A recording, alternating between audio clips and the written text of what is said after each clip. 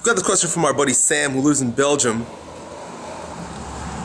Says he's got a baby face. He says, I just turned 22 yesterday, and people always think I'm a lot younger.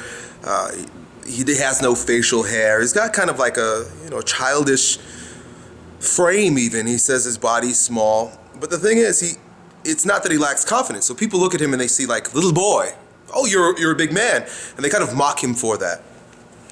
Hasn't really affected him as far as his confidence is concerned. He says he's been in martial arts for 10 years, which is great. Does a lot of solo traveling, hitchhikes. He's self-reliant, he's self-sufficient. I mean, the guy's a mature fucking man, probably more mature than most 22-year-olds.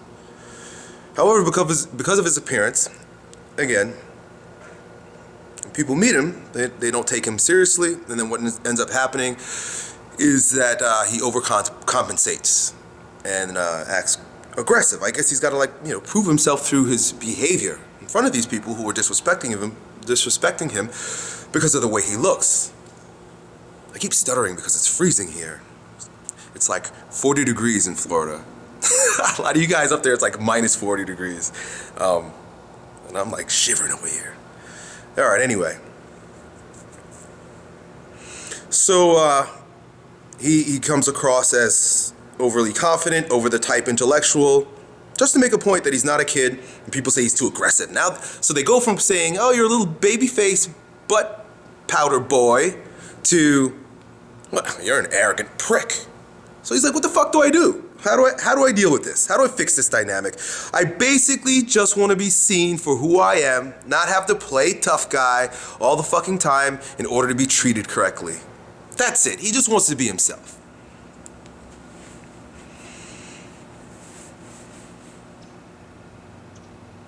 So what I would invite you to do is to look up the biography, read the biography of John F. Kennedy. I first came across John F. Kennedy's story. He was an American president who was assassinated. I first came across this idea about John F. Kennedy, because I never really studied his story up until very recently, from reading Mastery, I believe. Either Mastery or 48 Laws of Power by Robert Greene. Either one of those books. Robert Greene is a biographer. He basically, he's a historian. He writes about powerful individuals in history. And in one of those books, he talks a little bit about John F. Kennedy growing up in a very powerful home. Lots of manly men in that home. The Kennedys, they're well known in American history. But he was always the smallest. He was always the most frail. He came across very immature, very baby-face-like. He's a good-looking guy in his older age because he retained a lot of his youthful look. And he never felt like he was garnering any respect from the powerful individuals in his home and in his environment. I mean, he rubbed elbows with like the men that built America in many ways. So he took a number of steps in order to rectify this problem, because he knew that he was far more powerful than people were giving him credit for. The first thing I think he did, and read the biography to get it correct. A lot of things I say aren't really like exact. I just give you guys the ideas. I give you the shadow so you can go and find the thing.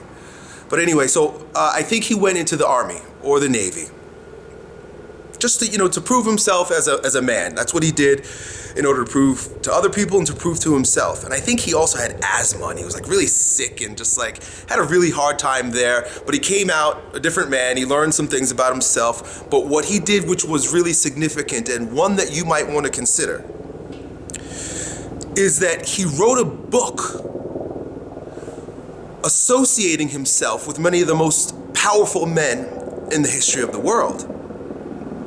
I think these were military leaders and such. So he, being the author of a book about powerful men, intrinsically linked him. People began to believe he was that type of powerful man by association. Right? So because he wrote a book about powerful men, people just started thinking of John F. Kennedy. Oh, he's a powerful dude. Did you read that book that he wrote about powerful men? He wrote that.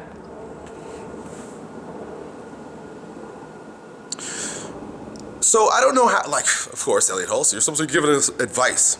You know what, maybe sometimes I just point you in different directions that might open up to advice for you.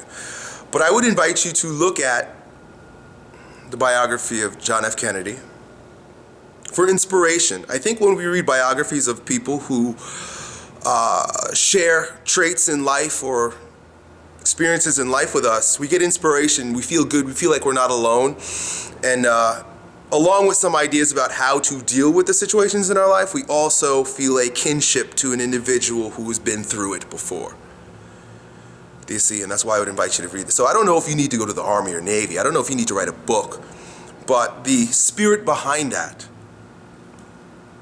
might guide you in the direction you need to go in order to garner the respect that you deserve as a man without coming across as an asshole or less than you really are. I'm done.